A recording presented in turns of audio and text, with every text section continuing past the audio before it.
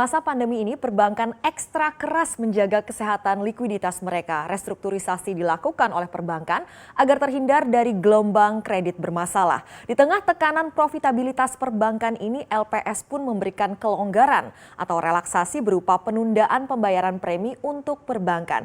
Kita akan bahas bersama dalam musim libur bayar premi LPS berikut ini. Oke, kita lihat. Kita tahu simpanan kita di bank yang memenuhi ketentuan dijamin oleh LPS, Lembaga Penjamin Simpanan. Simpanan bank yang dijamin adalah giro, contohnya di sini, giro, deposito, sertifikat deposito, tabungan, dan bentuk lain yang sejenis. Saldo yang dijamin ini adalah maksimal 2 miliar rupiah dengan bunga penjaminan sesuai ketentuan LPS. Misalnya nih ya, per akhir Juli 2020 ini tingkat bunga penjaminan di Bank Umum sebesar 5,25%. Ini untuk di Bank Umum, dan kemudian 7,75% untuk bunga yang ada di BPR, dan ini berlaku sampai 30 September 2020. Artinya apa? Kalau simpanan Anda di atas 2 miliar dan menerima bunga di atas bunga ini berarti tidak dijamin oleh LPS. Nah, dengan menjadi peserta Bank Umum konvensional maupun syariah, ini pesertanya ya Bank Umum baik yang konvensional maupun syariah, BPR maupun BPR yang syariah, ini bisa mendapatkan penjaminan dari LPS. Nah, penjaminan simpanan ini diperlukan tentu saja untuk menjaga kepercayaan masyarakat pada industri perbankan dan untuk meminimumkan risiko yang bisa membebani anggaran negara dan risiko yang menimbulkan moral hazard jika ada bank yang tengah sakit. Oke, selanjutnya kita lihat. Nah, agar simpanan nasabahnya bisa dijamin, ini bank-bank peserta membayar iuran yang disebut sebagai premi penjaminan. Premi penjaminan ini dibayar 2 kali dalam 1 tahun per periode atau per semester, ditetapkan sebesar 0,1 dari rata-rata saldo bulanan total simpanan dalam setiap periode. Singkatnya nih ya, besaran premi penjaminan untuk per semester ini ditetapkan sama untuk setiap bank sebesar 0,1% dari rata-rata saldo bulanan total simpanan dalam setiap periode alias 0,2% dari DPK per tahun. Oke, itu tadi besaran premi penjaminan.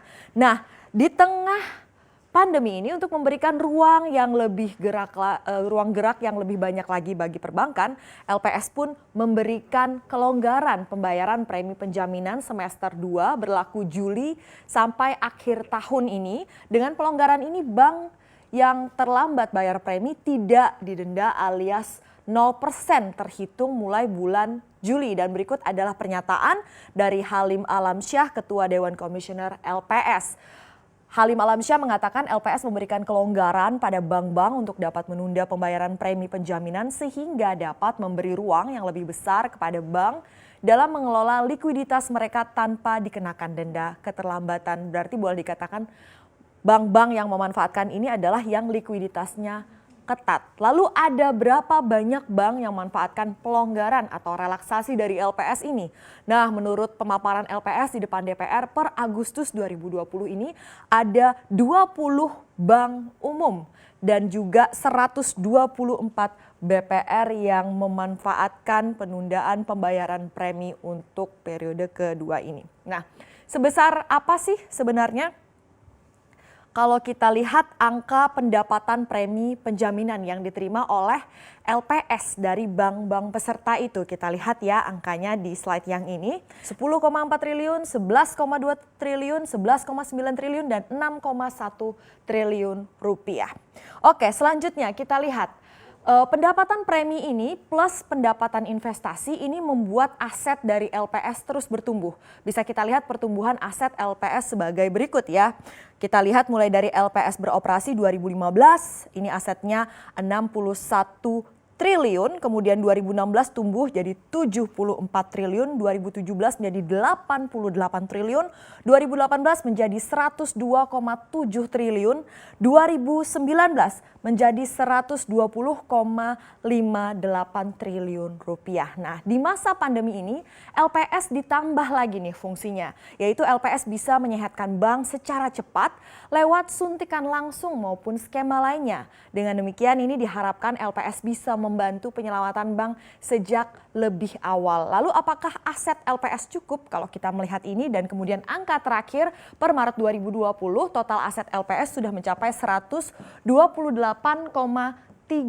triliun rupiah. Nah, di sisi lain LPS juga tengah menyiapkan sejumlah opsi lain untuk menjaga kondisi perbankan di tengah pandemi, seperti menaikkan batas nilai simpanan nasabah yang dijamin menjadi di atas 2 miliar rupiah, tentu saja untuk menjaga kepercayaan masyarakat. Nah, kalau kita flashback sejak LPS beroperasi di tahun 2015 lalu, LPS ini telah melakukan penyelesaian bank gagal dengan melikuidasi 102 bank, yaitu 101 bank perkreditan rakyat atau BPR dan 1 bank umum. Demikian yang bisa kami ulas untuk Anda.